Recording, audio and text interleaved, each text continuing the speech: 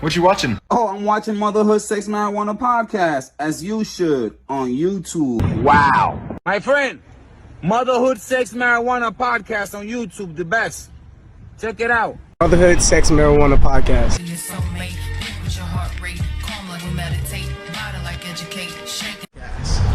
Motherhood, Sex, Marijuana podcast. Hey, I want a shirt, I want a shirt, look. La camisa está linda, loco. La camisita está linda.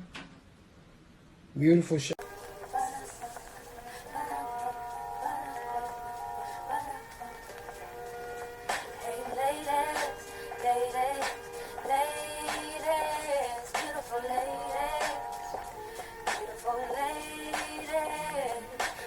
Motherhood, sex, marijuana in the motherfucking building. Yes.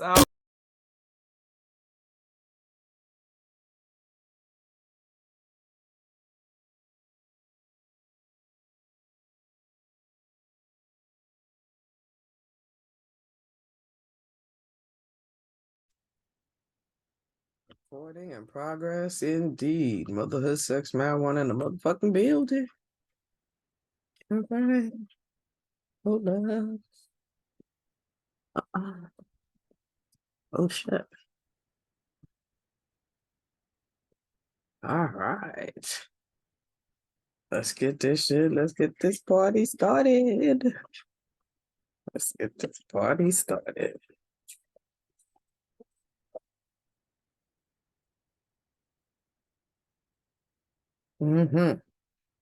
As we wait for Ruby Doll and I guess B Eazy.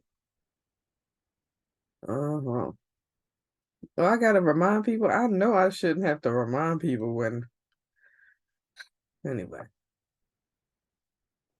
let's take a minute to to remind people by hitting them in the inbox, because I don't know what the hell. See, my thing is, why do I gotta remind people to be on time? Why? Oh, B Eazy is in the waiting room. Okay. All right, cool. Not too much music because we don't want to get a copyright on YouTube and shit. All right, hold on. So B Eazy's already here. So if anything, what I'm gonna do is I'm gonna go ahead and hit Ruby Doll and be like, what the fuck is going on?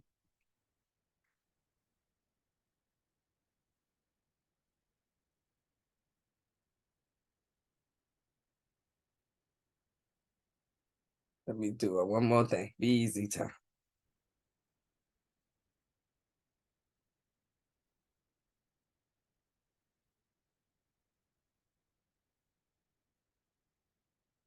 Okay. All right. I just realized his handle, Be Eazy that dude. Okay. If he say so, let's go with it. Fuck it, let's go. You know what I'm saying? Hopefully Ruby will show up. If she doesn't, you know how I always hold it down. Let's do it.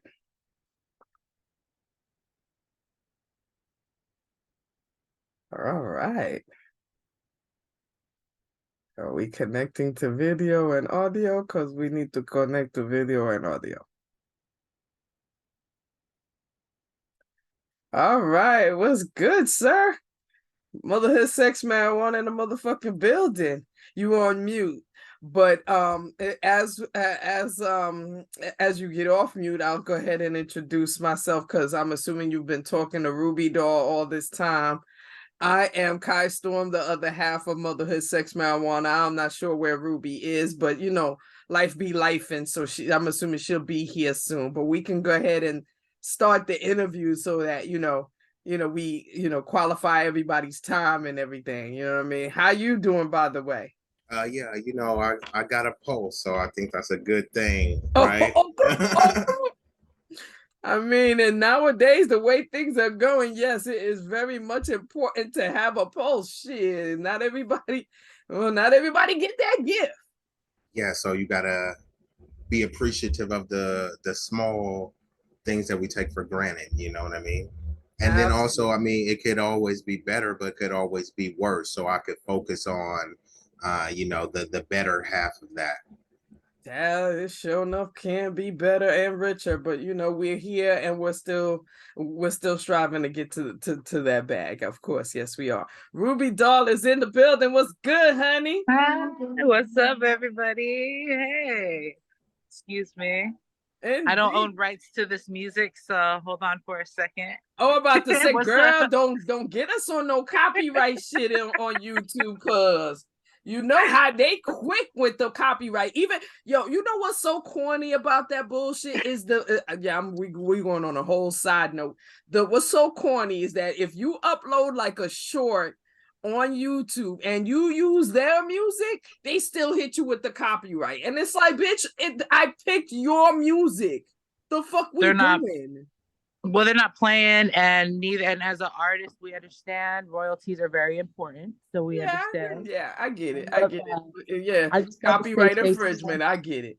But no, you got here just at the beginning. My queen is just playing her music, so I just wanted to ask her to help us with that.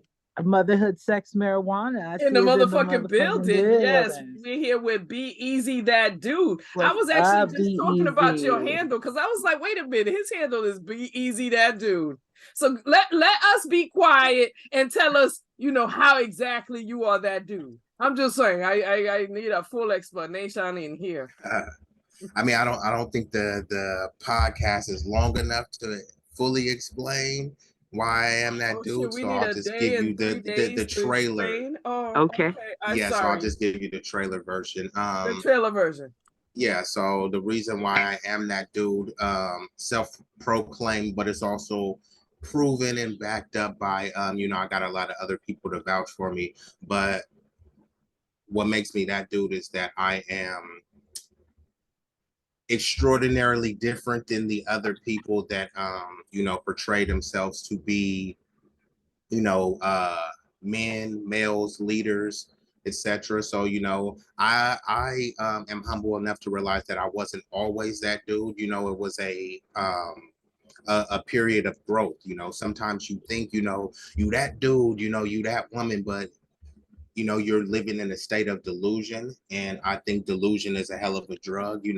I used to get high off it at times, but once I became sober and free from the deluded thoughts, then you can kind of channel your inner greatness, your inner phenomenon, and that's the awakening that allowed me to be that dude. And so I did a lot of things in the streets, nefarious activities, things that I didn't necessarily glorify, but I was glorified for. Things that made me kind of understand basically, how to get it out the mud, but also how to be able to rub shoulders with people in a corporate environment. And you can't really be that dude or, some sort of enigma, just being one or the other, right? You can be the hardest, most street dude, but it only goes so far, right? You can be the most profound corporate tycoon, but stocks and bonds and ETFs only takes you so far. So you need like a combination of that to truly be complete. That's why there's a look down at people that have a silver spoon and they that grew up with a silver spoon because they never went through anything. You shouldn't feel guilty or be admonished because your parents provided a good life for you, but you also shouldn't be unsympathetic to people that have it much harder than you to make it to your level. You have to acknowledge the advantages that you had, just like I could acknowledge that, hey, there were times where I was kind of, delusional and not really had my, complete purpose in order. Some people need to do that too. Like, hey, I've been handed everything, because the same type of people that will say, hey, pull yourself up by your bootstraps, you looking for handouts. If your mommy and daddy gave you everything, that's not pulling yourself up by your bootstraps. So you need both sides. You need to have experience, being broke, dirt poor, eating ramen noodles, but also a taste of a semblance of, what it's like to, I never been, like owned a yacht or nothing, but I definitely have been around extremely wealthy people. And they think like, bro, did you go to college? No, I didn't. You know what I mean? I just read books, and the life experience is what teaches me the most. You know, I get the testimony from other people, and I learn from people. You know, you can even learn from a baby. So once you realize that no one knows everything and everyone knows nothing, then you know you'll be a sponge to like learn, you know, something new every day. Word. I mean, hey, it's called balance, yo. It's called balance. You know what I mean? The best way to live life is a balanced life. If you all the way on the right and all the way on the left, you don't know the experience of the middle. You know what I mean? And the person in the middle is the real, you know, go-getter, the real, you know what I'm saying? The real person that understands real and everything. But we didn't get into exact, because I'm assuming you're a music artist, but tell us what exactly we do, and you know, what's our profession? Yeah, so my profession is being that dude. But no, just seriously though. No, one of the things That's right. Music is something that I am, you know, pretty skilled and adroit at, but it's not the only thing. When I grew up and I was doing music, I was just kind of like the raw talent, and I didn't know the business acumen of it. And Ruby mentioned royalties earlier. If you look at amazing groups that you grew up listening to, the reason why they're broke is not because of their talent, is because they got screwed over on the business end. So when you hear them say, hey, that's this artist song and that artist song, actually it's not. It's someone else's song that owns the rights to it. And what they do is, and I'm just, you know, speaking real for the music, because which is why I transitions to other endeavors. I still do music, but the reason why is because a lot of the time that I spent, I was doing shows. I was getting a lot of recognition in magazines and things.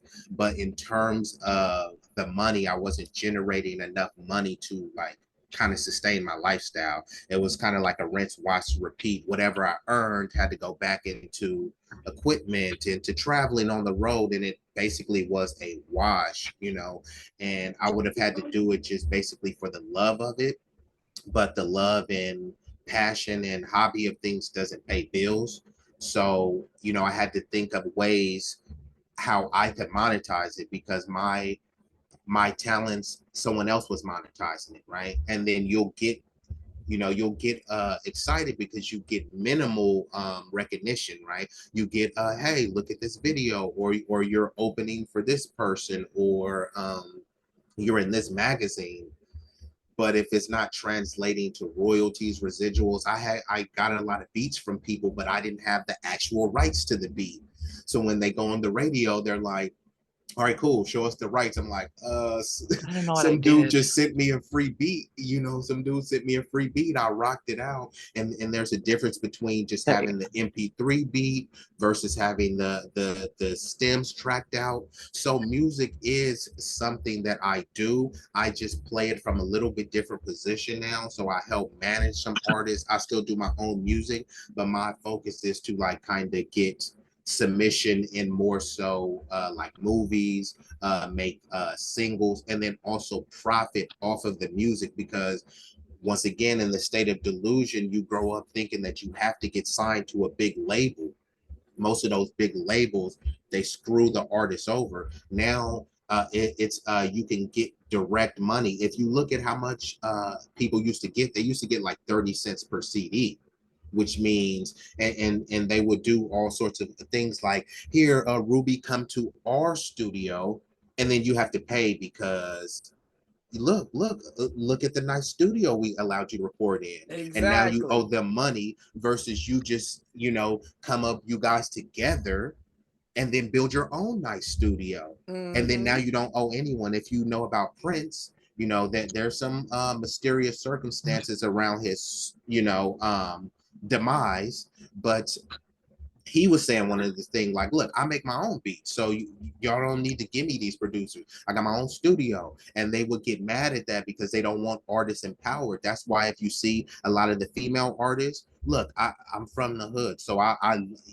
can't really I'm okay Oh with man, like I'm glad you are bringing this up. No, no lie. Not only because we've had a few, artists, on our show talk about stuff like this, but also because like the general public, not the general public, but the celebrities in music now, a lot of them are fucking are revealing secrets. A lot of them are letting you know that yes, this is that yeah, I went out there and I was all over the world and I did tours and I did that and I'm still broke because what the record company that I signed with gave me a fucked up deal where I fucking got all this advance money, and at the same time I was supposed to pay for the tour bus. I was supposed to pay for all the makeup artists that I got, all the clothes I was wearing, you know what I mean, the gas for the motherfucking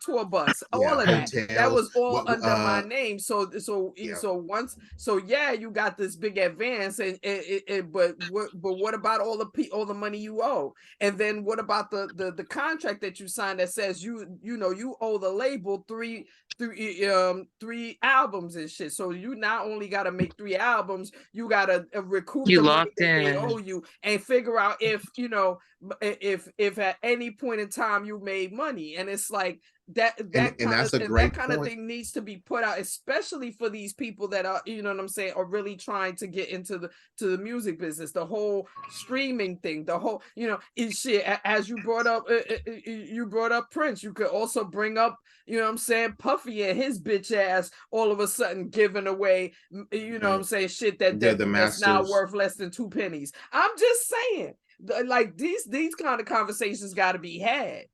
No, they absolutely do need to have, because the reason why the people don't have it is because it's going to affect their bottom line.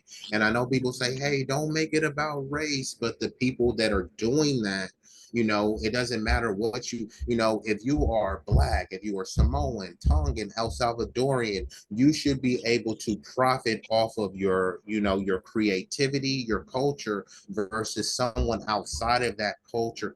Like, everyone understands this, right. But then when people say it, they try to make it seem like, hey, well, why are you talking about race? Well, then why is, that's why they tried to cancel Ye, because he was saying, look at those contracts, it's a bunch of Jewish people and all this stuff, and then they'll say it's anti-Semitic. No, we're just saying, like, let's get out the contracts and see if it's fair. But if we just call you anti-Semitic, it shuts the conversation down.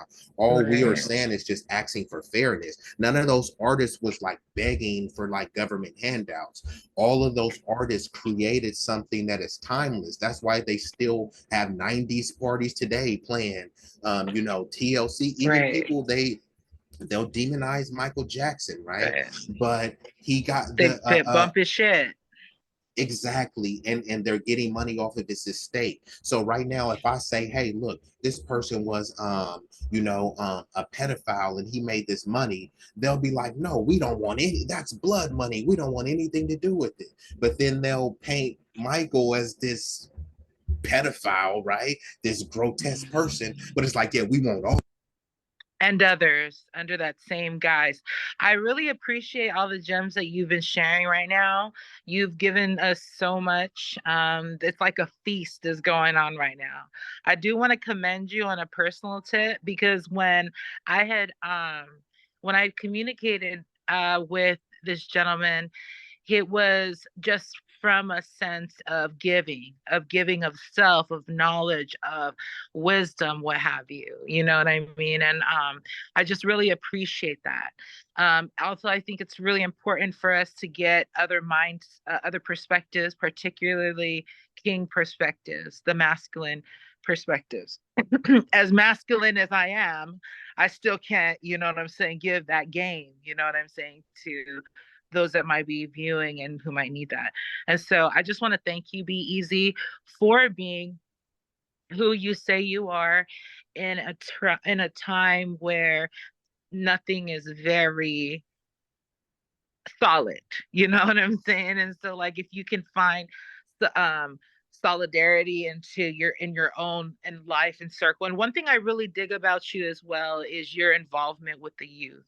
I think that We should all adults need to be more involved with the youth period. You don't have to raise them, birth them, nothing. But I think it goes to show the type of leadership and mentality that one has. And so thank you for that as well. How long have you been coaching?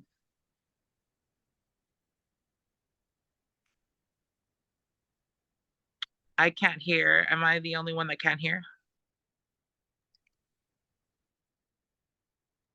We can't hear you. What's going on? Oh, okay. Can you hear me now? Oh, now? there go the technical difficulties that we always have, boy. I tell you, we can't make it without Wait, did y'all hear me? Yeah, I was saying you. That's what I'm saying. We can't make it without one. We must have at least one. Yeah, no, I heard everything. I think it actually muted because I think this mic is on like a like when I'm not speaking, I think it automatically does that. But I've been coaching for about like 3 years. And basically I knew, like I said, I used to be a troubled youth.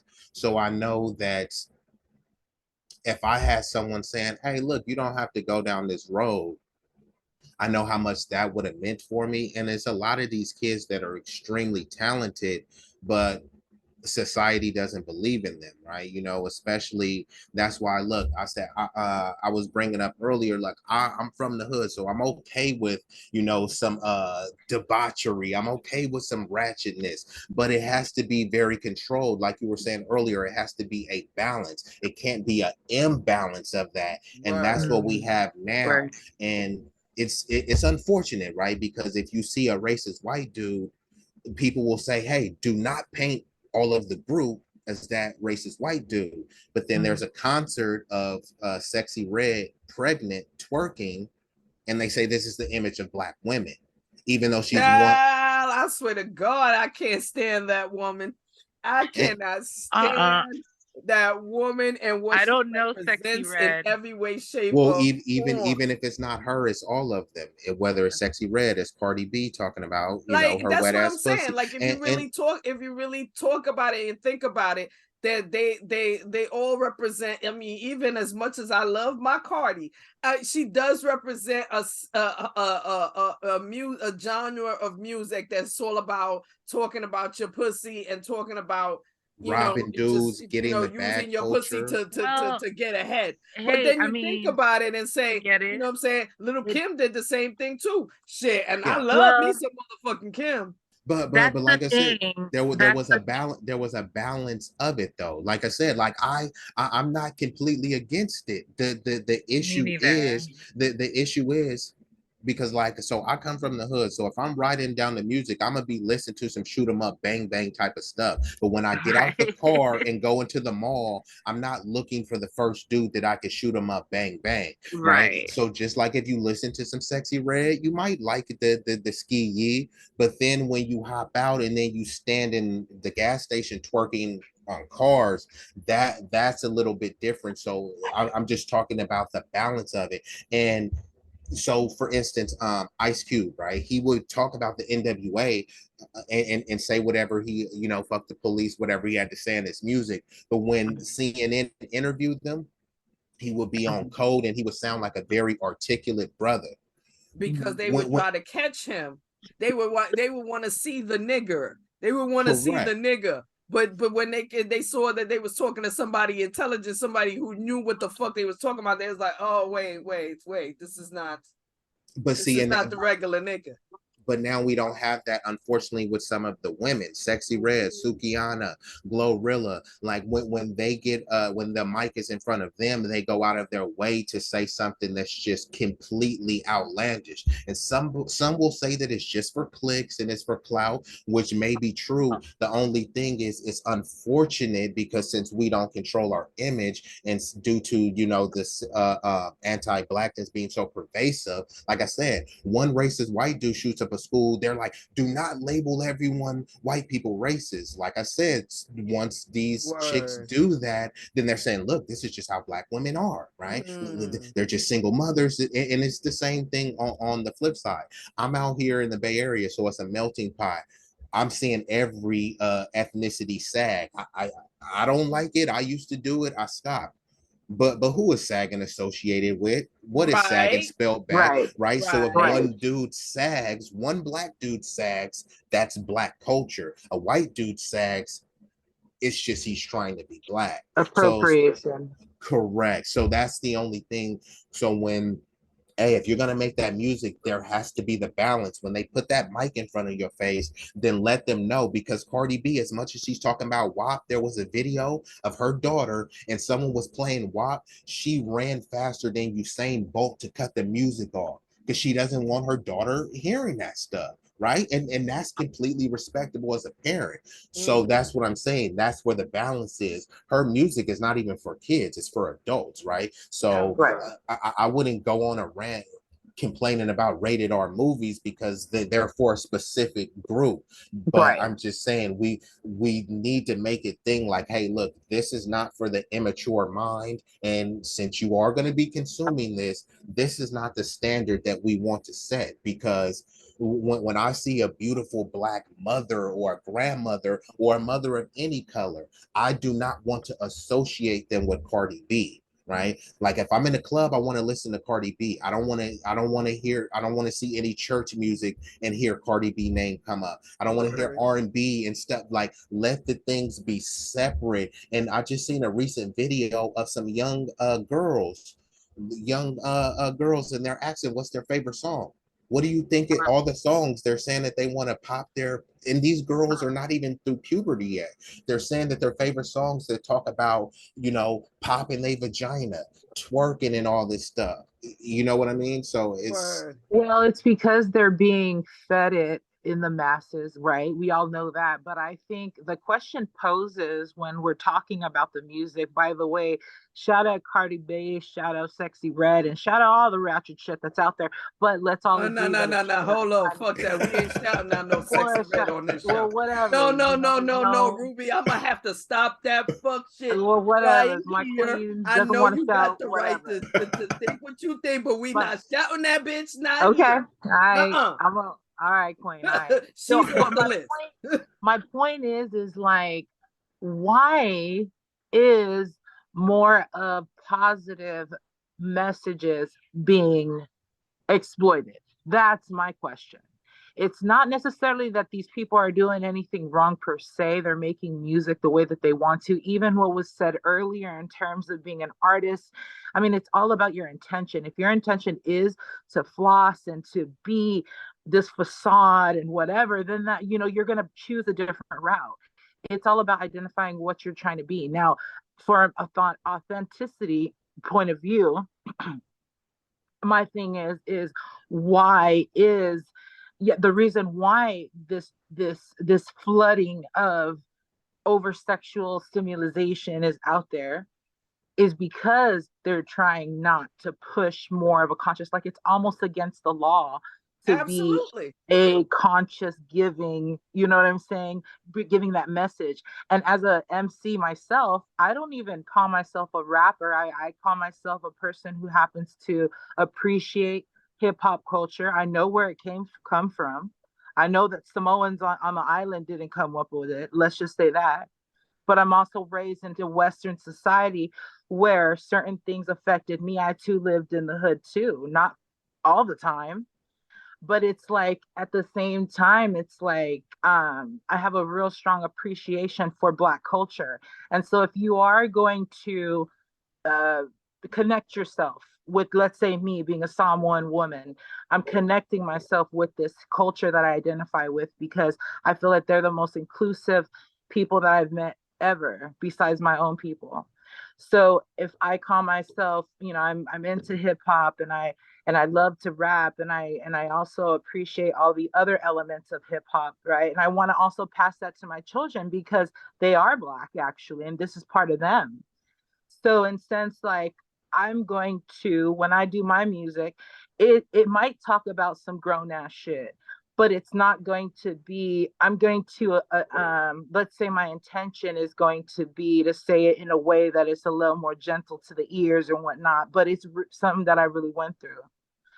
So I think although expression is good, we also have a responsibility too. Like if you read, I don't mean to get biblical, but I've been interested in reading the Bible only because I want to know what's up for myself from a historical point of view, from a believing point of view, and from just a point of like, when there's and also, let's just say, to get my bars up. Okay, I'm sorry. So Oh with yeah. that said, there's a You gotta be well knowledged in order to speak how you speak. And honestly, with the way I think as far as the music business is going, it's always had a level of angle. You know what I'm saying? And the angle nowadays is, as far as Black music, is to, you know what I'm saying, is to not give balance. Like, that's one of the main things we've been talking about, is that there has to be a balance in order for us to, in order for you know, the genre to be genuine and continue and actually represent everyone and for it that's to within evolve, it. yeah, You and know for what it I'm to be saying? truly appreciated, yeah, because now, and that, I guess balance is the key word for today, because it is very profound, especially in this sense, because Word. like Ruby was saying, like, look, I'm from the hood. I like some of that, like, you know, ghetto ratchet stuff. But then when I'm seeing, I don't want to see little girls of any race twerking and consuming this type of stuff. When I, absolutely not. you know, they had those comedy specials, you know, whether it's Richard Pryor, Eddie Murphy, you know, those real raunchy ones. Like, a true parent will watch them, but they'll say, hey, this is not for kids. Y'all need to get out the Right. room. So a Right. lot of the parents, because they're so selfish and they love the song, you know, right? They don't want to listen to kids bop when they're driving their kids from home. So they gonna turn up the ratchet music that they like. Stop Good being point. selfish. Stop Right. being selfish. Put your kids in some headphones. Or I listen to, you know, they have plenty of like kiddie podcasts. Find something else. Otherwise, why did you have kids, right? You had kids to be selfless, but now you want to ride around listening to what you want to listen. Well, then you might as well watch Bang Bros in front of them then too, right? Oh no, That too. that's going too far. So watching sexual explicit stuff is going too far, but listening to audio explicit, all of those words you don't want your kids saying, right? If your kid says, "Mommy, you're a bitch," you better not say that. But then you're listening to songs that say "bitch this, bitch that, bitch that." You know I what I mean, mean? Come on that now. makes It, sense. it, That's okay when you listen to it. It's not okay for you to pick your kids up and then you be around the house cleaning, turning it up on full crank. And people's excuses, well, they're gonna hear it anyways. Yeah, you're playing it to them and you're not giving them any context. You're not saying that, hey, look, I don't want you talking like this. Even you know the kids is gonna not listen, but you still lay a ground rule, just like your mom said, hey, don't ever cut class. I do not want you doing that. And most of you cut class, but you still knew that it was wrong. You knew oh, that there was a absolutely. standard set. But then if you just let your kid listen to that, and then you say, well, they just don't hear it anyways, well then, okay. Nah, Where balance. is the line? Yeah, where Balance is the and Thank you, balance? discipline. sir. Balance Thank and you. discipline. You're not trying to have, you know, children. It's just, and the same thing with, you know, as far as I'm going to ask you what your take on it, as far on, you know, as far as weed is concerned, because we definitely, me and Ruby definitely have been, you know, weed smokers for a long time, and definitely, you know, have introduced weed in our household to the children, to the point where they understand what it is. They understand it's not something bad, and it's definitely not a detriment to the household. It doesn't change anything about Nor is it for how we you deal with right now. we you know what I'm saying? Business get handled no matter the fuck what, is what I'm saying. So, you know, so that's the same thing. It's just, you know, is whether it's weed or music, you basically, you know, when you're introducing certain entities in your household, you gotta, you know what I'm saying, you gotta you know what I'm saying, you gotta introduce You them got to in do the it correct way and properly. handle them in the right Yeah. way, so that everybody understands and they don't go outside and, you know, and get an outside Properly, I like that. about what's going on. You teaching them in the house. What's your take on that? Yeah, with that one, I would say, you know, it's to each his own on that one. But if you were to set a universal standard, I say that the standard has to be balanced, right? So some people Word. will say you guys are out of pocket because you're smoking weed in front of your kids or in the house, but then they have like a full alcohol bar. Like, what is the difference? Your kids are restricted from this alcohol just as well Or as they should be restricted from this weed. And I'm going to put it in context, not just say drugs are bad, okay? And you know what I mean? Like, no, like this is that. Even if you want to say, hey, there are some detrimental effects for some people, there are benefits for many people. I'm going to give them the full picture, and and tell I would just be completely honest with them. Many of them word. already know that, but they're getting it from a perspective of peer pressure. Here, you're going to be cool if you do weed. No, it's not cool to do weed. I'm not No, doing this to look cool, so no. explaining it in that context, because some may want to do it just to fit in. I know some Mm-hmm. smart kids that they don't really care about weed, but if their friends are smoking it, you know what I mean? They don't really care Word. about this, but if their friends are doing it, so you can just let them know, look, you can be yourself. You don't have to be this. Plenty of Right. mommies and daddies' friends don't smoke. I have friends that don't smoke. I have friends that smoke cigarettes but Right. don't So do smoke I. weed. So do I we. have friends that only drink. So putting it in this proper context, and then also letting them know what's best for them, right? Mm-hmm. Because weed may help calm you down.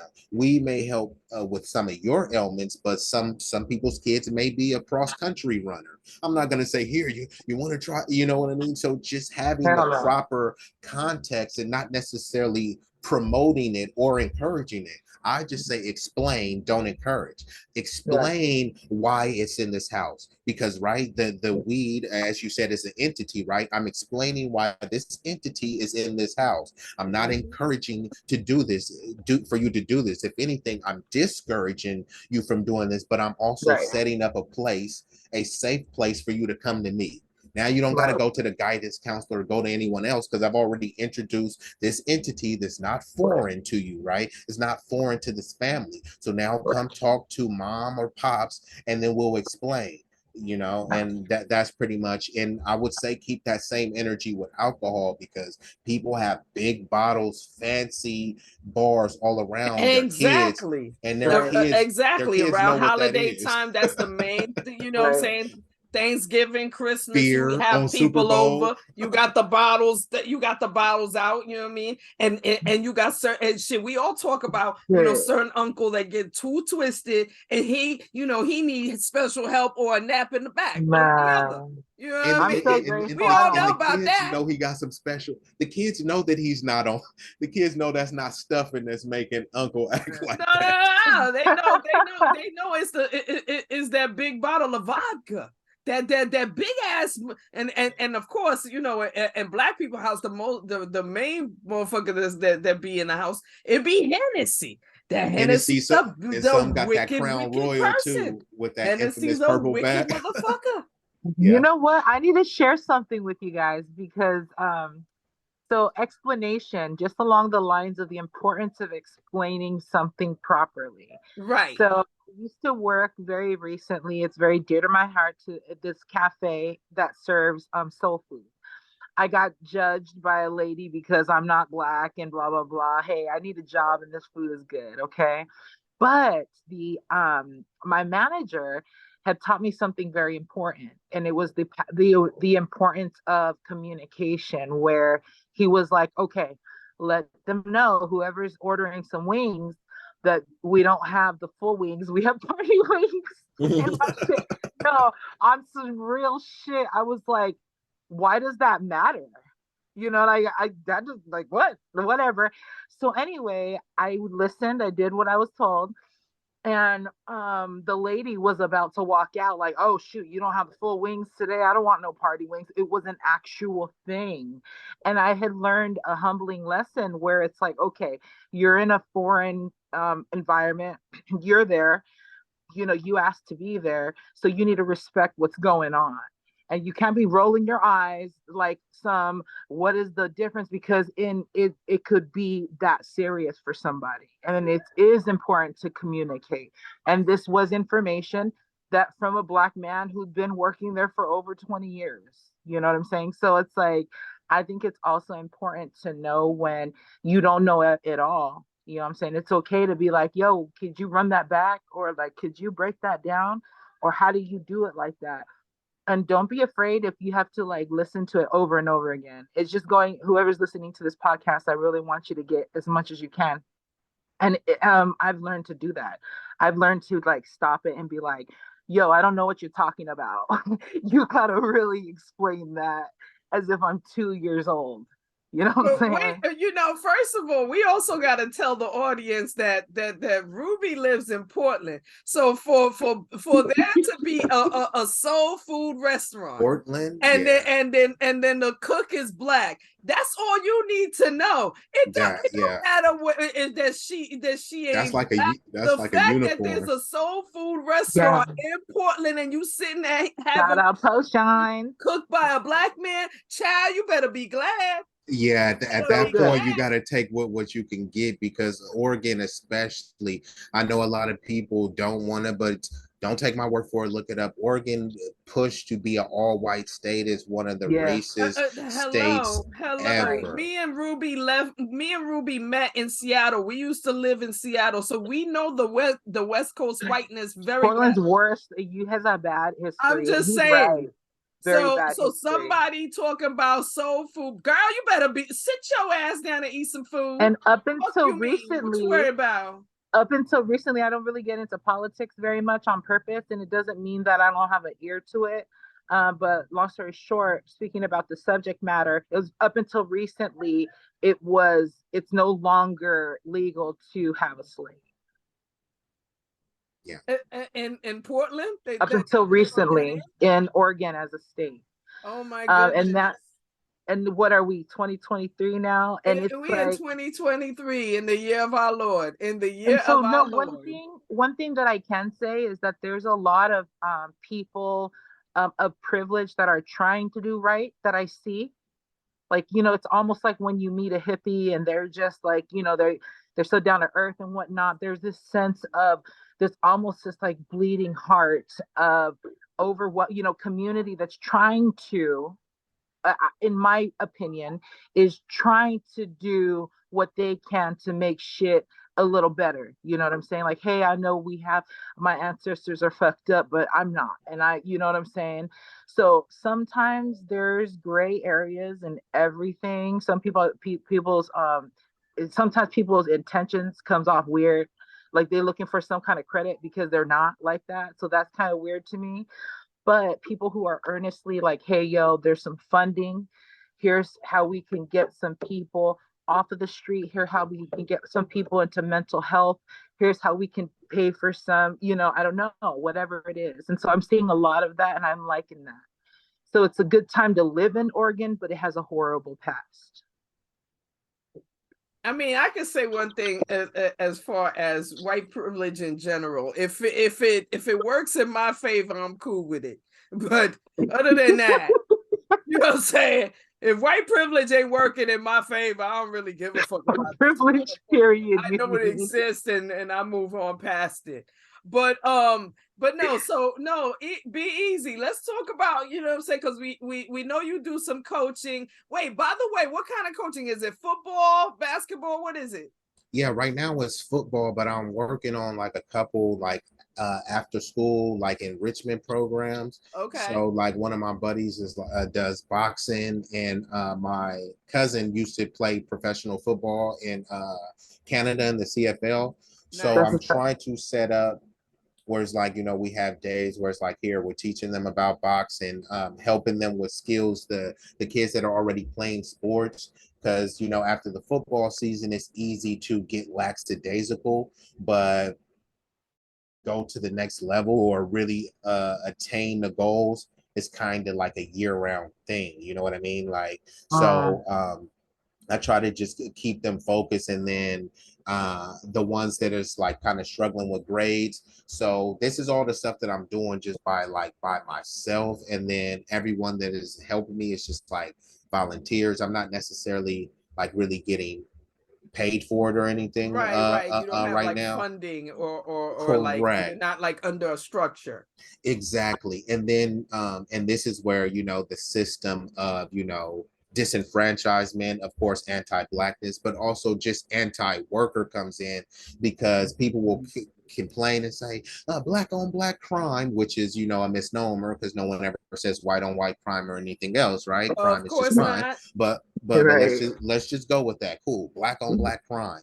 And then I'll say, what city are you talking about? Because people will say from Portland, and then I look, and then there's barely any black population in Portland, and then the crime that's happening in there is very minuscule. So then they'll say, Chicago, have you ever been to Chicago? Do you plan on going to Chicago? So people will make these things talk about crime, but it's just a talking point, because when you get down and say, you know what, these kids is cutting up in the streets, just donate some money, and I'm gonna just open a open establishment for them. I'm gonna coach them for free. I'm gonna do this. Then there's suddenly no money.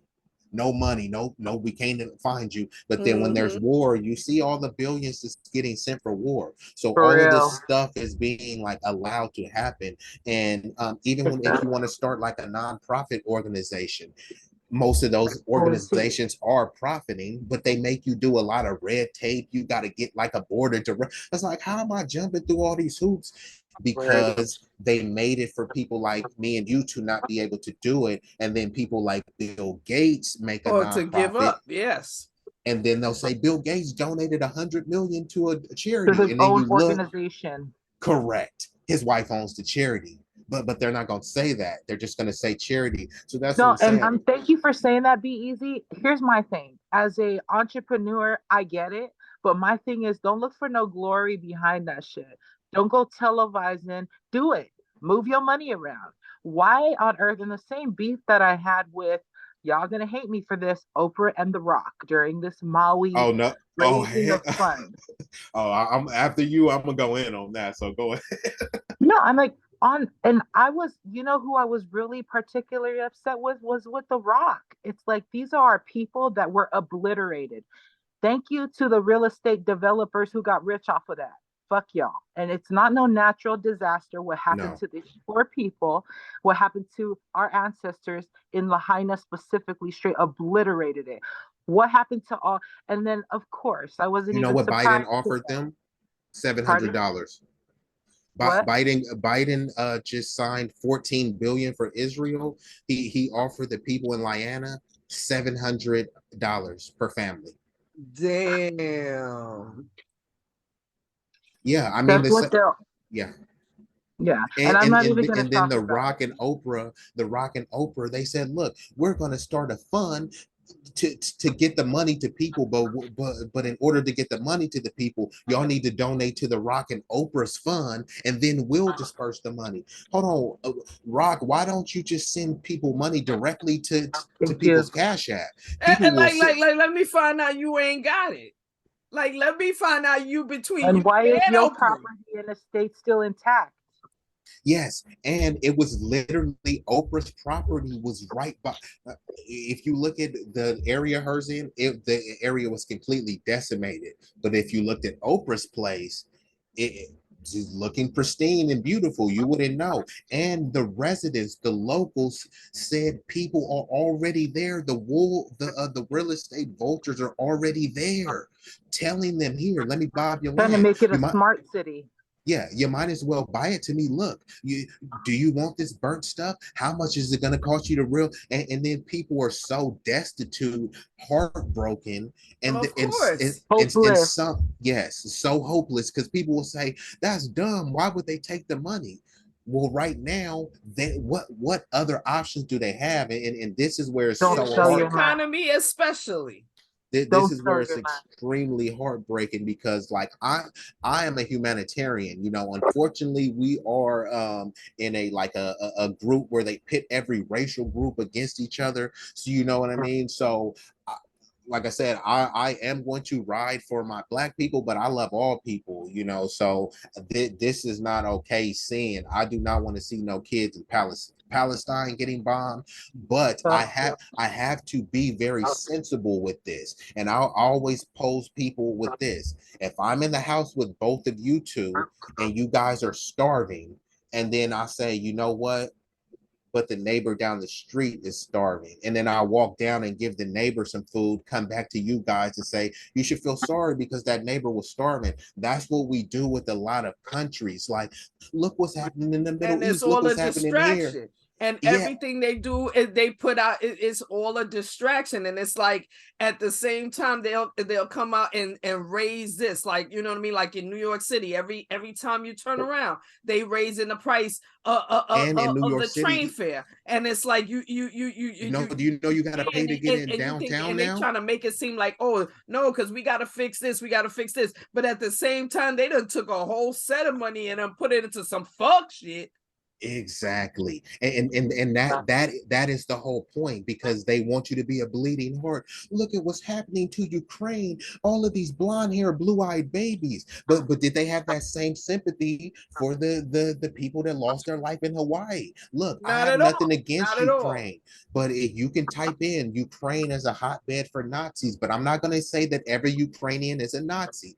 But what I'm saying is, when you're telling me right now we have funding, should we give it to the victims of Hawaii or Ukrainian? You know what? Ukraine is suffering. Like, come on now, you can't expect me to co-sign that, but that's what our government is doing. We have Black Americans suffering. We have people in Portland. We have homeless people of all races suffering in Portland. But you know what their solution is? Aha, send money to Israel. I'm not okay with that. You know, that's nothing against Israel, Mexico, Africa, or any other country. What we're saying is help our citizens first, so that we're strong enough to continue to help everyone else. That's why I was saying, if you guys are starving in the house, I can't look at you guys famished and then run to the neighbor's house to feed the neighbor because they're starving. Yeah, your family members in this house is starving. Help them, so we're all strengthened enough to unite and help each other. But instead, you're spreading the resources, pitting like people against each other, because we're paying taxes, and then it's like, here, let's give it to the Ukrainians. You're paying taxes, but nothing for Native Hawaiians. They did the same thing in Hurricane Katrina. They did the same thing. You know what I mean? And then it's like at the same time, you just like your metaphor, the person, you and that person and your other people in the house, right? You taking your funds to feed the people down the street, and the people in your house, they working, they doing everything they can to bring in a little bit of money that they come in, and you looking at their little money and like, hey, by the way, I need your rent to go up at least $300-500. So yeah, I don't care how you make the money. Go find the money and bring me $500 more. And then that same person still, whatever they do, they can't make more money. And even when they go to the supervisor and be like, listen, cost of living, cost of this, cost of that, none of that matters. None of that is being taken of. It's all being taken care of. They still getting sent home with the same money, and you still looking at them like, you still got to give me more. And yes, I'm still gonna go help the neighbor down the street, because fuck that, I need the neighbor to know, and everybody else, all the people in the neighborhood know that I'm a humanitarian. That's right. I'm a bleeding heart, right? So fuck, I'm the strongest one, so I can help everybody. Never mind the fact that I owe other countries millions and billions of dollars. No, don't watch that. Don't. Let's not talk about that right now. Right? Let's not talk about all that. Right? And it's so funny so too. It's I mean, where's the lie, right? And that's how it is. And what they want us to do is they want you to feel guilty. And they're saying, see, you hate Ukrainians, and you only saying that because you hate Israel. No hate. There was no malice in what I'm saying. Everyone understands this. And that's why once I break it down like this, if you're married and a white, okay, I'll put it down this, since this is a sex and marijuana podcast, right? I'm in the house with my wife. but I'm not laying no pipe because the neighbor down the street is in a sexless marriage, so I need to go bang her guts out. But I'm not hitting my wife because the neighbor, like, baby, you should understand this pipe is yours, but just not for several months or maybe several years because the one down the street That is sounds like my declined. ex. I'm just saying. Yeah, See, it was no, probably yeah, stop accurate. Why playing you with gotta it. talk It be about my like ex just relationship? like motherfucker, you got needs. Well, I think I got needs too, and you know what I mean. Since No, you're you absolutely right. helping the Hey, but community, I The think you but need the, to analogy yeah, is help but the the are neighbor real. the No, I neighbor want got to help the needs. community somewhere. There's somebody in the Oh, But community that you here's needs my help. volunteering and community then here's service. my Samoan, mom's voice, right? Wipe your ass before you go wipe someone else's ass. Mia. How about that? Wipe, make That's sure pretty our ass simple, is right? clean. That's pretty simple. It, Check it's your house before you go checking everybody else shit. Like but stay in your lane. And Figure out what's because going they're on in so far your lane removed, before and you go when they're checking other so people's far removed from business. the everyday schmo that we are, the working class, pretty much next to poverty stricken, because they're so far removed, they don't know, they don't even see their own bullshit in that sense. You know what I'm saying? And so that's why it's important yeah. that conversations like this are had. We're not on some conspiracy theory. This is just facts on Yeah. facts. Look it up. Everything we said could be everything we said could be backed up, and they're, like you said, they're far removed, and that's intentionally, right? Because they are ignorant, but they're willfully ignorant because they hang around people that allow them to be ignorant. And it's just kind of like if you go down Skid Row or go anywhere where it's a bunch of homeless in Portland, if you really are a true human bleeding heart Christian or whatever denomination, the stuff is going to hit you. I mean, like, damn, this is kind of sad. People are actually living like that. You know, when I won't feel like that, if I never go down there, if I never talk about it, you know what I mean? I'm in a world of my own. Well, See, that's the and if thing. you have a That's the thing perspective of that having people. been there, That's the thing is that it's encouraged to be, you know, to not know. It's encouraged to ignore. It's encouraged to desensitized. pretend like it's not going on. To live in, you know, in this, you know, this Little bubble, you know, right? this fake ass world. You know what I'm saying? They done created glasses for you to be in some kind of virtual world because again, they want that's the main goal. They want you to be virtually, you know, Detached from creating your own actual space and reality, right? believing that little bullshit Well, instead of going out that ain't and actually happening. being of the real and finding out the real and making sure you know the real and spit the real. Yeah, yeah. And you know, some people may not know, and this would be benefit them knowing that we're just regular people just like they are. But you can't help but know in your spirit when things aren't correct. You might not have all the facts, but if you're felt, I mean, we've talked about a lot of physical of the byproduct of societal things such as financial, right? On some token, just like my queen was saying, the level of the inflation that we feel, if someone is even far removed from that, is what I mean, where your, you know, money isn't an issue for you, you're not going to feel, you don't know that, you know, what it feels like to have your last $30 type of thing, or it's been a long time. So you may be disillusioned as well. It can go different ways. You know, ignorance can come from anything. And I think right now, on a human level, because we are all human the same, we all have the same going on. I feel like we should be more than now have always needed each other, whether it's a coach, you know, a mentor, family member, you know, what, like, how are you in those spaces? And I feel like that makes so much more impact because this is still our life experience, even though we're living in war times. I still choose to be happy and joyful. I'm still going to enjoy my family, and I'm not going to let my anxiety get the best of me. Mhm. I wish I didn't have to smoke weed, but Well, I Girl, I mean, don't know what you're talking about. To me and marijuana are very good friends. That's my beach. That's my beach. I love her. I it's a love her. medicine for me right now. It's, I could probably do it a better way. I could ingest it a better way. I love me a blunt. You know what I mean? I will. But I understand the need for health and wellness and all that, because I just we feel all have a these vice. I feel like, just, you know what I'm saying, as grown people, walking in this life, walking in our truth and trying to, you know what I'm saying, be a part of what's going on, and still, finding ways every day. Because I feel like every day you got to find a way to encourage yourself. You know what I'm saying?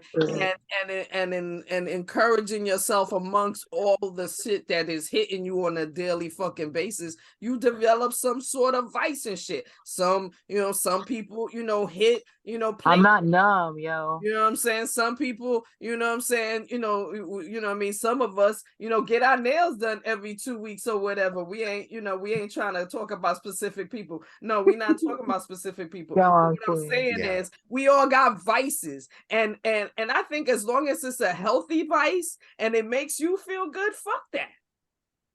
You know what I mean? So the thing with vice is people try to have a kind of selective disdain for the vices, because once again, some people say you are disgusting. How could you smoke weed every day? And then you hang around them and all they doing is drinking every day. So their vice is not weed, but you have a vice of drinking. Some people don't smoke or drink, but they shop all the time, buying bags that they don't need. I could never smoke. I could never drink. Yeah, but you just overspend on bags and frivolous materials that you don't need. That is still a vice. Some people have a vice and proclivity for going out to clubs, to trips that you don't really need to go on. I like traveling, but do you need to go to Dubai and then follow it with a trip to Thailand? That was your vice. So you trying to say that you don't smoke and drink? I spent less on this drink than you did on spending 5 bands on this Dubai trip, and all you have to show for it is some photos. You know what I mean? At least this helped me create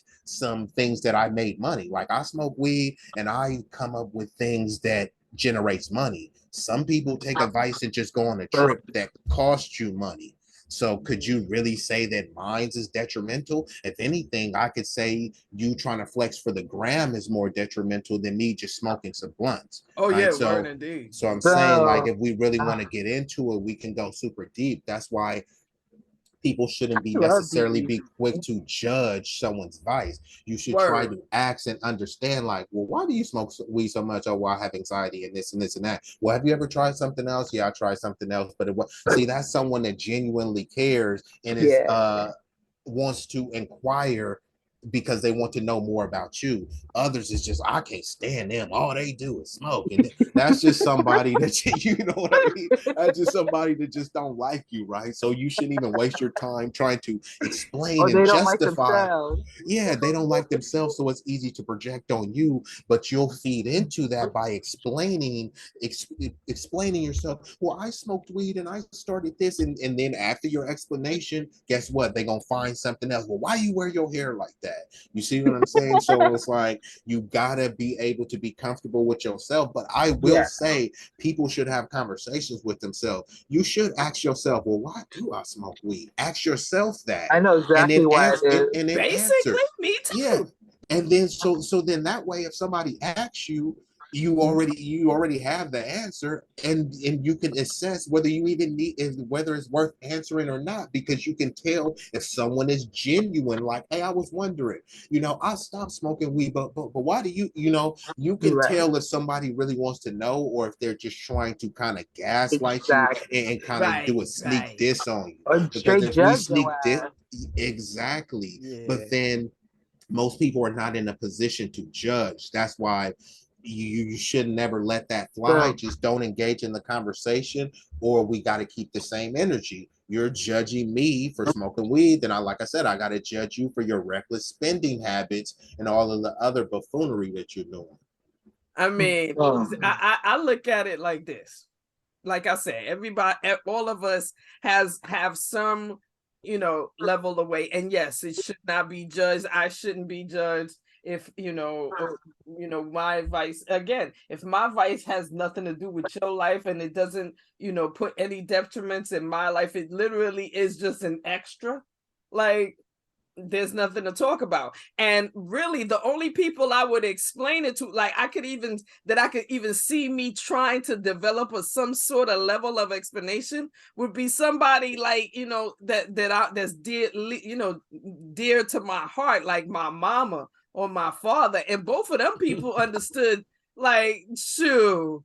I mean, I'm 51, so they understood long ago. So at this point, there is no explanation. If anything, the only thing was, you know, it's always, you know, oh, you know, if you come to my house, you know, you can't smoke weed in my house. Well, I wouldn't be trying to understandable house, but Yeah, that's I'm going respectable. to anyway just because you said that. Now, but you know what I'm saying? I mean, really, like it's only but in general, I couldn't. I'm gonna show up high though. Explaining that to nobody because it's like, what the fuck? And as soon as you ask me, I'm like, well, first of all, are you buying it for me? Because unless we financially what's your connected concern? with my ganja, we don't have nothing to talk about. Nothing. I said nothing. Why? How much weed I buy? That's my business. Where you get money to buy weed, it doesn't matter to you. It's not your money. What? No.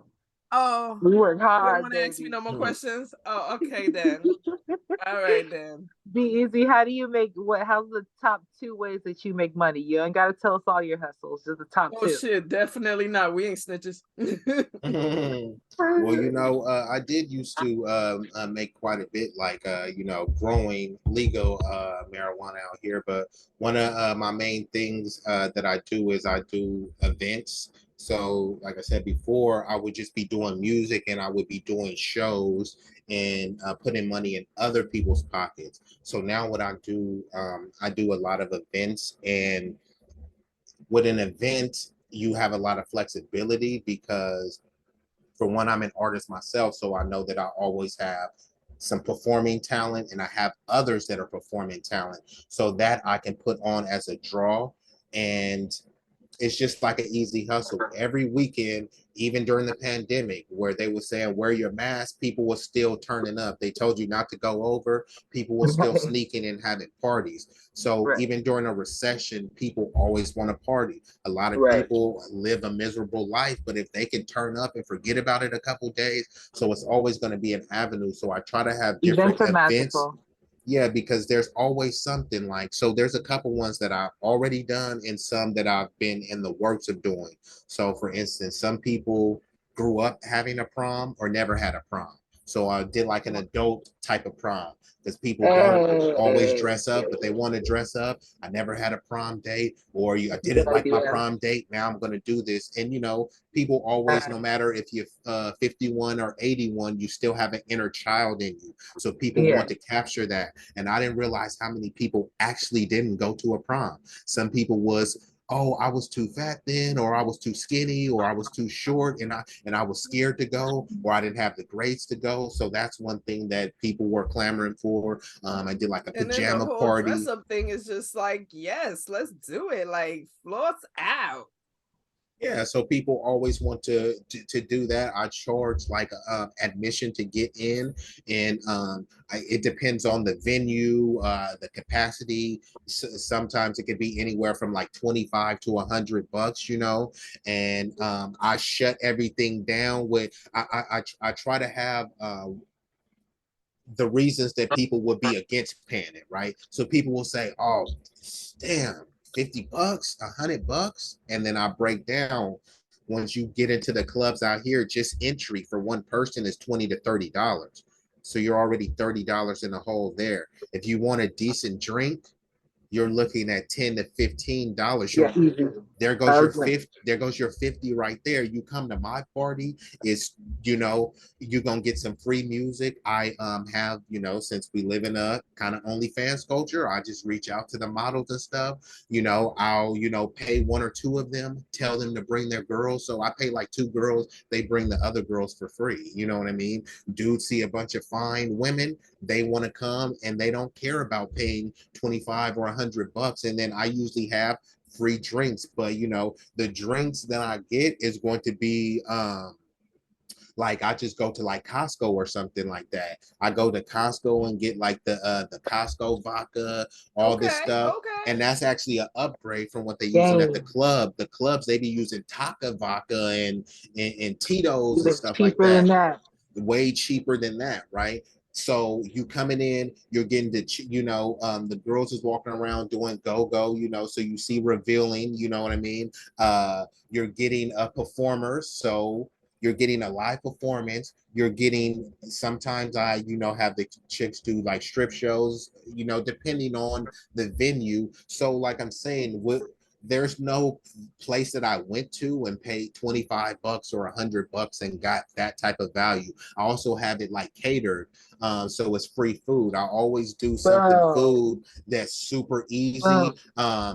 Make spaghetti. You can make a big pot of spaghetti and fill a bunch of people. Spaghetti and garlic bread. You make like tacos, just get the meat and make the little slider tacos. So when you start weighing it up and say, damn, you get a live performance, you know what I mean? Food, you get this. I try to set up a photo booth. Yeah, it's like you're not paying for the drink, and so you brought the pussy to the party and everything. Yeah, basically.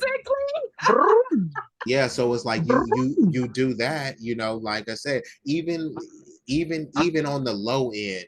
Let's say you did a venue, you on the low end and you charge $10, 100 people, it would be easy for you to get 100 people there. You already made $1,000 right there one night. That's just Friday. You can do the same thing on Saturday, and you can even do it on there. Most people is not making $1,000 a month. I'm not gonna say most people. I'll say a lot of people are not making $1,000 a month. Or if you say, "Hey, could you use an extra $1,000 a month?" You'll be like, "Heck yeah!" So sometimes it's not quite 1,000 because you got to deduct however much you had to rent out the venue and all this other stuff. So the 1,000, the 1,000 may end up being like 750. Most people I know is not making $750 a day. So like I said, you can do that 3 days, and if you recruit other people, it lowers what you will personally take home, but it lowers what you will have to invest, which makes it easier for you to invest. You're more encouraged to invest. Like if I got to invest 500 by myself on the event, I'm trying to maximize profits. But if I only got to invest 250, and I got another partner invest 250. Now, you know what I mean? There's a lot less risk involved, and it's not really that hard. You could just call up your family members and say, look, I got 20 family members. You be responsible for 20, Ruby responsible for 20, I'm responsible for 20 people. That's 60 people already right there, right? And then just do 60 times 20. That would be a nice little split for us. We could just keep doing that over and over and over. And the people, and I sell it to people like this too, because you say you want to support, right? I support Motherhood Sex. I support Ruby. Well, this is how you support. Come hang out with us. You know what I mean? That's really how it's going to be, because the empty rhetoric is that doesn't really do it for me, because I support you, Ruby, but here, let me go spend $40 at Starbucks. But you could have spent $20 to get into this lit event. So you got $40 for Starbucks, but no money for us, but you support us. So we got to like put them into those types of contexts. And sometimes a lot of our family members and friends, they do want to support us. We just need to give them the avenue and the actual platform and institution and infrastructure to support us. Look, we're throwing this Motherhood podcast pop-up event. Come over here, $5 to get in, $10 to get in. Even if you make a couple $100, that's a lot more than zero. And you're going to, it's not going to be like a one-time thing. You're going to retain these people when they hear what y'all got to say. Like you ladies have like great personalities, very smart. So that's type of stuff will be contagious. So it's why, unfortunately, why a lot of people blindly support celebrities now, like kind of back to The Rock. They're kind of floating around him being president. He would be a horrible president, but some people are thinking, hey, I'll vote for The Rock. Why? Because they like him as a person, as an actor. So when you do these events, I'm just talking about the personality part of it. When people come to your events, they'll want to continuously support, even if people say I don't smoke weed, they support your message and what you do. So they're supporting the personality. There's many people, there's a bunch of people that are like Nation of Islam and Muslims. I'm not Muslim, but if they're doing something for their community, I'm not going to say like, I'm not donating to that because I'm Christian, right? Or vice versa. So people will support you simply because of you, even if they may not. I've bought people CD and sometimes not listened to it. I still supported them, right? Oh, I hell paid, yeah. The I name paid of the full game price is for your. you bought it, and you definitely, made the person feel good by buying it. Trust and believe. I myself Money talks, man. has, because I have written books myself, and definitely when I've been outside in the street, you know what I'm saying, selling them to people, definitely that's one of the main things that I care about. It's like, you know what I mean, if you don't read it, that's on you, but the fact is you bought it, and I got your money and everything is good. They supported I'm still you. going to tell somebody you bought it. Yeah, they supported you, like so that's where people kind of got to get out of, because one of my friends does Christian rap. I don't do that type of rap, but I support. He's putting out a positive message. I bought his songs. I've heard some of them. I haven't heard all of them. So that's what I try to have people as a collective stay. Let's say you guys were throwing an event and I was unable to attend, but you knew the tickets was $20. Okay, I can't make it, but here in spirit, I'm gonna send you $20 because I bought a ticket. Right, that's still support. Or you're putting on an event. Look, you putting on a rock and roll event. I don't like that, but here is still support. So sometimes people find excuses to not support. Like, it's not always about supporting necessarily the cause or the specific message, but sometimes the messenger and the specific person. Because people can find all sorts of reasons. Yeah. We definitely get that all the time, especially because, I mean, not only we do this podcast, but, to promote the podcast, we also got, we got a merch line, and we got some rolling papers too. And it's like, sometimes when giving them out, you know what I mean? I've given them out to people, and it's like, oh, we glad to get free rolling papers, but it's like, oh, I'm giving them out because I need you to check out the information on the roller papers, which is, our podcast. Go on YouTube. And you know what I'm saying? But it doesn't always turn up like that. It's always just like, oh, I got something free. That's what's up. Yay. Yeah, you know what I mean? Exactly. And I get it. You know what I'm saying? And not for nature. nothing. Ruby, I gotta cut up and say, he got an idea, you know what I'm saying? Maybe, for season 7, because we closing out season 6 right now. You know what I mean? This episode right here is gonna be one of the last few episodes of season 6. So season 7, we could plan something, I don't know whether you come to New York. We got to figure it out. Go somewhere, set up and just, have a live fucking show.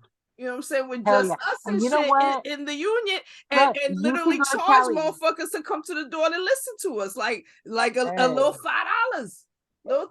Hey, we're gonna, with B Eazy's recipe for success that he's already proven. This is not just him talking, y'all, who's listening, and I believe him because he shared similar advice to me. I think that that's a lot of love right there. And that's what I love about spaces like Motherhood, Sex, Marijuana, because it's not like we have to specifically talk about these umbrellas, right? And I want to ask you, B Eazy, on behalf of all the women, name 3 qualities that are complete turnoffs when it comes to women. Come on, we got to know. Complete turnoffs. Let me see. Let me see how I want to answer this. A complete turnoff, I would say, I personally don't like women that are trying to, let's just say,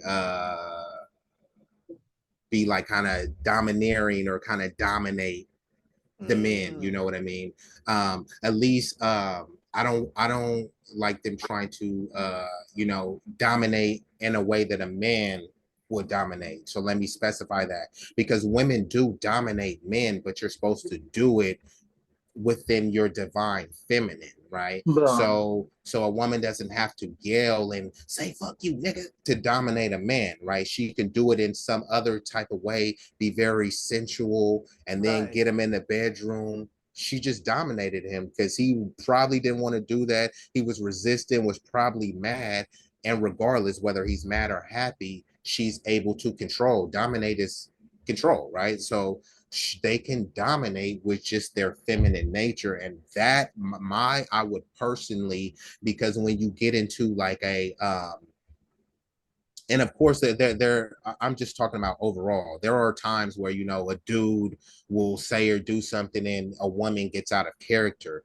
but her being in character would her be not like trying to like aggressively dominate. And I'm not talking about like disagree, but I'm saying like if you've ever seen women like putting fingers in men's face and man what you gonna do and all that type of stuff is a form of dominate. You're trying to control him, you're trying to punk him, you're trying to say that you're equal. Dominion, right? Yeah, so that type of thing I don't you know, I don't like, but like I said, it's a very nuanced conversation. I just don't like the kind of the reckless nature, and it's two-sided to it, right? Like men shouldn't just be like very reckless with their behavior, but I don't think women should be responding to it you know, to like ratchet up the reckless. Yeah, you know, because like the key word of the day is balance.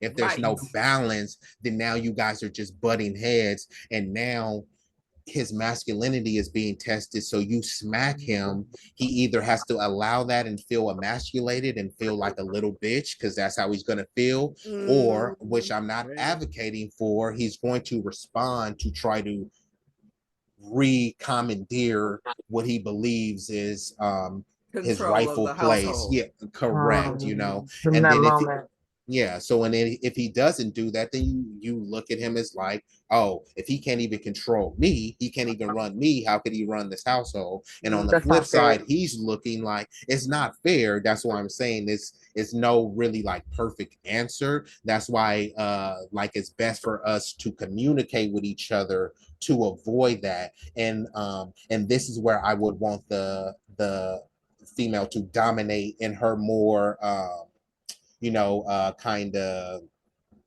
you know, like quiet or calm nature, you know, because if I'm belligerent, I don't need you to get to that level because I just has to rise. And I think in that regard, many women could dominate, mesmerize, and control men and really put them in their place, because that would be actually her putting him in his place. He yelling at her, wanting to go off, and then you know, you can check him a different type of way, whether than go for the low blows and say, hey, you know, your sex was trash, or I was smashing this person. All of that, really. All of that, those types of things. Because at the end of the day, you gotta, the name of the game is you want to hear each other. You got to make sure that the message is being heard. So if he's belligerent, and you just being calm and just dealing with the direct point, you know what I'm saying? You're not trying to insult, you're not trying to overspeak, you're not trying to, you know what I mean,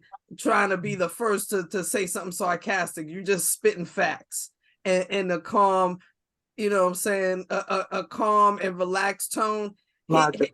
His choice is either to bring it down, or to figure out a different way that while he's yelling to explain himself differently.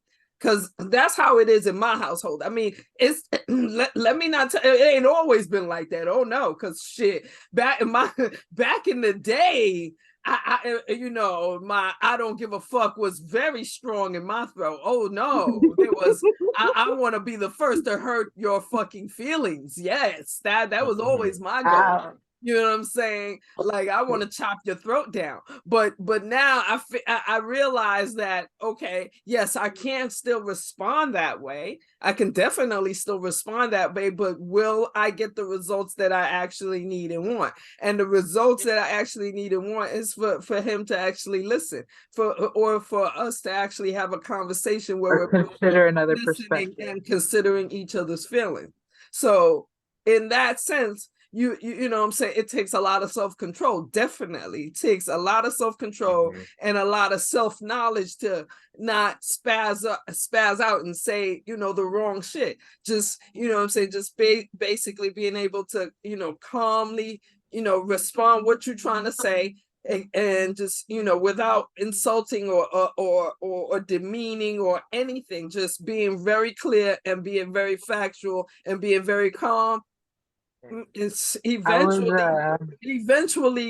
either your tone is either going to come down, or the way you talk to me is going to change, one or the other, because you realize I'm clearly not about whatever level you on. I'm not going there. I'm over here. You're going to have to come over here. I was with a woman for a while, to the point, once you start like sharing bills, you live together, to me, like, you know, you have a sense of responsibility to each other. Excuse me. And she not, you know, she one day she flipped out, and I had to take on a more masculine role, like, hey, yo, wait, bitch, hold on, not B. Excuse me, let me take the B out of it. Hey, woman, let's chill. Because and then I'm like, how fair is this? That I have to put my emotional feelings, but it's like, yo, like, consciousness is consciousness, you know, logic is logic. It doesn't matter what sex you are. And I think that sometimes, like, on our worst days, women tend to be like over emotional, and things get the best of us, where it's like, dang, I don't know if we turn blank or what. But it's like there's a sense of logic that I really appreciate in men, where it's like, okay, this is not about feelings right now. It's actually about not adding more harm to this situation. And I love when we can pull that in, masculine or feminine energy. You know what I mean? And I really appreciate you sharing that input. Also, the demasculine, like, if you really can appreciate a man, why would you want to demasculate him? Like, you know what I'm saying? Like, why would you do that? It's so ridiculous. It's the same thing. Like, you don't want him to treat you any kind of way. That you know what I mean? It's keep the same energy type of shit. Like, if you don't want him to talk to you like some type of low down dirty shame, then don't treat him like some type of low down dirty shame. Plain and simple. Exactly. Yeah, and both of what y'all said was really profound. Like, if people just look up the yin and the yang, that's the perfect epitome of what balance is. They don't say yin and yin or yang and yang, and when they do, it's not as harmonious, right? Because you need the light and the dark, right? If you're going through a dark period of time, do you need more darkness upon you, or do you need some lightness? Right. You know what I mean? So that's kind of where it is. And I like how you were saying, like, hey, you wasn't always like this, and it damn sure wasn't. It took a minute. I mean, you know what I mean? We were both grown ass people now. You know what I'm saying? We was grown then, but again, at 25, 27, 28, you feeling your oats, you talking shit. You know what I'm saying? You listen to your friends. You definitely listening to your funky ass friends talking hella shit while you know what I'm saying, while y'all at the club. You know what I'm saying? Whatever. You know what I mean? You talk, you know what I'm saying? And so all of that has happened. And now we're in our 50s, and now we're, you know what I'm saying, we're raising children, and we have, you know what I'm saying, and it's like, it takes too much more fucking energy to fucking argue. So it's like, if you upset, let's talk about it, yo. Let's talk about it, and let's you know, hash this shit out without, because there's no reason to hash it out while you're going, bitch, you better be listening to me. And it's like, motherfucker, Yeah. Gotta do that, none of that shit no more. Oh, and my favorite, we keep it to the facts. We keep it to the story, the facts, and then we figure out why. Figure out not to be tight anymore. We light a blunt. We pass it to each other. You know what I'm saying? He touched me. I touch him. We touch each other. Yep. We have fun. We have You fun. don't have a good time. You know, whatever And you we know was what? mad at is Like whatever per we was mad at. usual. You got me the second one that was a complete turn off, and I'm gonna use a celebrity story because she's in the, I don't even know this chick, but one of Tyrese's baby mamas, she started coming out recently saying that she regret because she said a bunch of her friends was in her ear. And mind you, you don't gotta like Tyrese or whatever, but the guy is a very attractive man. He's very wealthy, very talented, and even girls was in here. She ain't no good. And what is she? So that is a complete turn on to me too, because why aren't your friends encouraging what y'all just said? Girl, won't you talk it out with your man?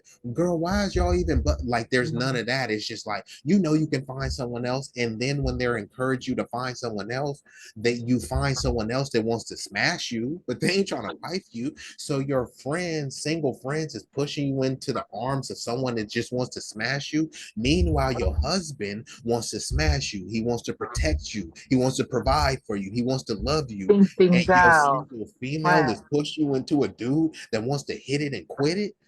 And then you look around and then you see these women, then you be like, hold on. Y'all been in a relationship 5 years, 10 years. How long have you been single? About 5, 10 years.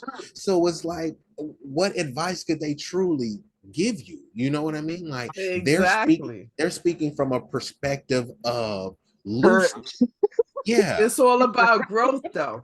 It's all about growth though, because and you know, not everybody gets it. It's like common sense. Not everybody gets it. Because if you in your 20s and you listening to your friends, that's kind of expected, you know, 20s. But once you get into a certain age and you done had certain experiences in life, wait, you can't be. You were just over here talking about your shit, and like you just fail to forget that they just don't have it all together themselves. Right, and it's like, nah, we good. I'm not gonna be listening to you, girl, because I'm gonna need to go. I'm gonna need things in my life, and I can't be listening. Like your advice ain't gonna help me, you know, sleep at night with a man. Like for real, like your advice is not gonna turn into a man. And then it's up to us. I ain't fucking with that. Right? What we digest, what we choose to digest, what we choose to implement. Exactly. And so we can't really I can't blame my cousin for giving me some badass advice because she's lonely as shit. Because I shouldn't have listened. Right. Exactly. Yeah. I should be able to discern and take accountability for my own stuff. You know what I'm saying? So that's what I think that we want to promote here. It's just like, yeah, we're kidding about all this other stuff and don't, you know, we talk our shit, but at the end of the day, it's all about consciousness and knowing it yourself, right? What's the third thing, Mr. B Eazy?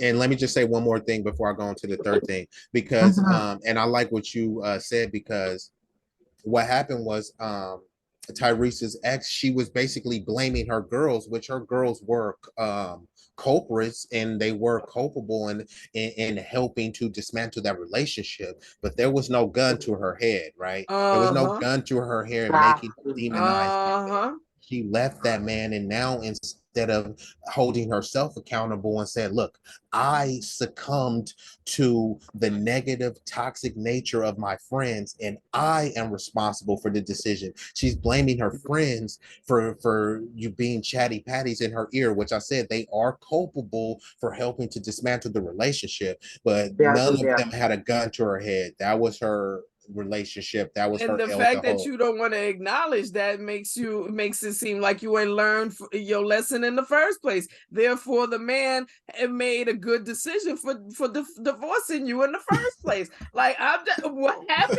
No, he let you go because it seemed to me that there was no, you know what I mean? Like, for on another note, like on some shit with the whole shit with Jeezy and Jenny Mai, like we don't know the details of what happened, but on that interview that he did with Neil Long, he made it clear that he tried and he went to therapy, and he really loved that girl, but nah, I'm done.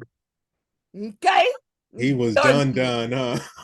Okay, You know what? I'm gonna bye. start doing readings for people. I'm gonna start at $9.99 because I called that shit a long time ago. Yeah, that I could already know. Excuse me. First of all, Jeezy was out of pocket before I go to my third one for Okay. once, because Jeannie Mai was on one of these talk show hosts saying that she prefers white dudes and she likes her dark meat on the side. Yes, they still been bringing that up for her, and she couldn't find a way to explain her. First of all, there's no explaining. What made you so comfortable saying right that now, dumb shit in the first place? Like, the fuck you talking about, girl? Nah. What? That bitch said what? Yo, Yeah, she said she was dead ass, married like, to a white. while she was on The View. Like, Yeah. she was one of the hosts on The View. She actually said that she loves white dudes, but she likes dark meat on the side. And Actually everybody said the kept white asking meat her, keeps her like, lean and mean. what you mean, girl? And it was like, nah, you meant what you said. And she was trying to, Laugh it backpedal off. and pussy pop She and was say, ha-ha and oh kiki. no, that's not what I meant. I meant that, I like black men too. No, that's not what you said. You said, yeah, she do like the them on the side. The side. She tells on herself. She's very telling on herself, and I'll just leave it at that because there's nothing I can say that you haven't observed already. But it's like, man, whatever. I don't feel sorry for none of these motherfuckers. You know, you got. But yeah, let's get to your third one. one. Let's get to your third one, because girl, we chatting and we forgetting we got a 7 o'clock. Okay, yeah. So my third one is definitely, I would say, outlandish and disgusting, like public behavior. You know what I mean? Like when you're, like I said, when you're intentionally being outlandish, you're intentionally being disgusting, or in some of it may be ignorant. And so I'll be more specific. So certain things, like I said, I love women, I appreciate women, I do see, like the delightfulness, the divinity in them. I just don't like when some of them are not, or it doesn't appear that they're as prideful to be women, so they go out the house looking any type of way. When I grew up, my mom is like, it doesn't matter how poor you were, like if you had a little crust in your eyes, you got to wipe that out. Your pants, we had to iron our pants. Like it really mattered, because it's like, if you're already poor, you don't want to go out looking poor, you know what I mean? Like, and then if you're not poor, then you have no reason to look poor. So really, there's no reason to look poor. If you are poor, you don't want to look poor. If you're not poor, there's no reason to look poor or look anything other than how you're representing yourself. You dress for where you plan to go and where you're aspiring to go. So if I walk out the house, I shouldn't be dressing like I'm going to the chicken coop or the junkyard, because that's not my aspirations, right? You can say, hey, I want to be the CEO of a company. How would that CEO of a company dress? Would they be sagging? Would they be doing this? And the same thing with women, hey, I'm a boss babe. Hey, I'm a mother and all this stuff. There's no universal attire that a mother should wear, because, there's different cultures and backgrounds, but I do think there should be some sort of standard of like morality and decency. So I don't really like women wearing bonnets and stuff in public, because bonnets is like sleeping wear. So it's like, why are you wearing that? Then I could understand, hey, maybe it's one instance that you needed to wear pajamas, but right now, if it's 2 p.m. and you're wearing pajamas in Walmart with furry, those furry slippers, and then you got a bonnet, and then sometimes it's a beautiful woman, but it's like, now when people see that, I'm not saying this is okay, but this is what happens when people see that. They attach that to every Black woman, right? Just like this ratchet woman twerking. Yeah, people of all races twerk, but they only stereotype and stigmatize one person. So I just think people should be more mindful of how they go out. So that one of not just the dressing, but just like the public display. Sometimes people will just be at a gas station and then you'll see someone twerking.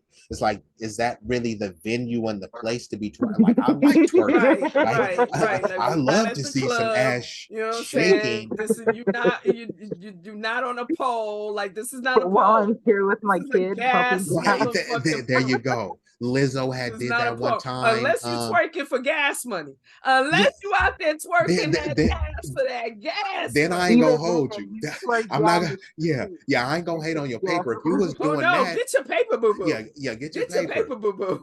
But then, like I was saying, like when you got people like Lizzo was courtside of a Lakers game. A bunch of people did have their kids there, and Lizzo chose to show her crack and start twerking. Right. That like dress that. when she was showing her crack, it was just like, oh girl. But then she twerked with it as well. Then they had her like, here, play the special violin. She played the violin and twerked.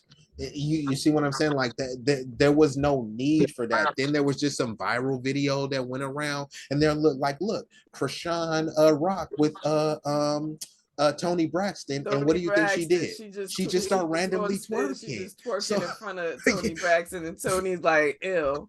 Yeah. So yeah. And you know what? That face is what I'm saying. Like, if we in the club, I would love to see that. But like I'm saying, we're on a podcast, and then you just jump up. Randomly there's a time and a place for that. Time and place, boo boo. Yeah, like for real. Time and place. Exactly. Yeah, because no one, because people, obviously, when you look at the views, they get a lot of views because people love to see attractive people, very curvy figures. So no one is against that. But what we're saying is, like, if you're around, you're at church, you're twerking. You're around Tony Braxton, you're twerking. You come on the Motherhood podcast, you're twerking. Videos of women at their wedding, and they dad all of a sudden decide to twerk, and they daddy come around. I seen that. The dad was like, I seen the dad.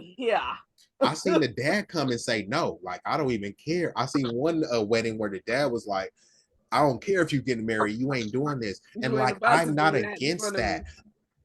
What I'm against is that there's just simply a time and a place, and then if it just becomes too commonplace, it's so overdone. So it's losing any sort of allure that it should have, because it should just be a very, because you see when you see the chicks like belly dancing, like their hips are moving and their ass is shaking. It's not twerking, but it could be seen as a very creative and a sensual dance. Like, people don't associate no sort of negative debaucherous imagery with that. But then when you see twerking, which everyone does, is just a dance, but then they start slamming all of the negative stuff with it. So I would just encourage, like, some women also just because I know you got to wrap up. So also, I was saying, like, women have a natural allure, and there's so many other things. Like, some women will just do this, and dudes will be like, oh my God, that was so sexy. Some women walk and just switch a certain way. Smiles, are sex. All of that is so what I'm saying is, to oftentimes some women resort to overly sexual clothing and overly sexual gestures and gyrations to prove how sexy they are, right? Like, if you're walking and someone can see that you have a nice figure, you don't need to twerk just to make you sexy. People already look how beautiful she is. So it kind of diminishes your sexiness. Like, that should be like your secret weapon, where it's like, we seen you for 2 years and then she twerked, and it's like, oh damn, I didn't even know she knew how to twerk. But then it's like, you twerking every day. It's just like, okay, it should be quiet. It should be definitely just something quiet, something that you pull out and if you're gonna do all of that, do it, again, like you're cooking something or something, something that I can benefit off of, and or like you said, if you're gonna do it at the gas station, I mean, at least let the people need the money for gas. Do a GoFundMe or something. I need the money for gas. Here's my Cash App, my Venmo. I'm just the fuck. That's why I'm here. No.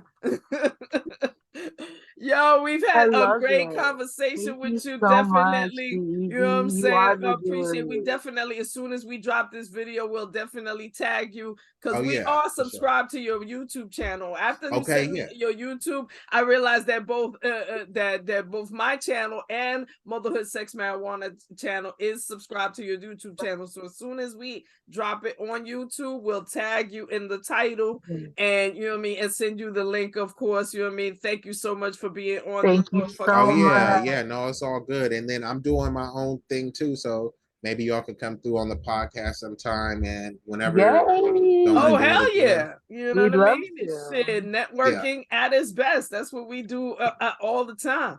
You know what I mean? Yes, so And thank on y'all for that having me. note, let's get it. Motherhood Sex Marijuana in the motherfucking building. Building with B Eazy. Thank you very much. That dude. He definitely proved that he was that dude. Okay. I told y'all, no cap. No, that's what I'm gonna say. I'm gonna say he But said no, it. this He's show is that dude. He's that definitely dude. yeah, You know what I definitely mean? fire. I think I'm subbed to y'all, but if not, just please, Ruby, if you could just send the link to both pages, because I know I follow you on Instagram. Right. Both of y'all, I just need to get the YouTube. So Ruby, if you could just send that to me, and thank y'all for having me. And I do really appreciate y'all perspective and insight, and you know, just keep touching on these topics, because honestly, I was getting a little bit tired of people having the same topics, the same panels of people that don't really. Oh, nah. Shit different around here. Shit different around here. It's gonna be fresh every time. For sure. Every motherfucking time. All right, for sure. Love y'all. All right, now. See y'all later. All right, peace. Ruby, 15 minutes. What the fuck am I doing still sitting here? Wait a minute. Why I hit the... Bruh, another technical difficulty. I'm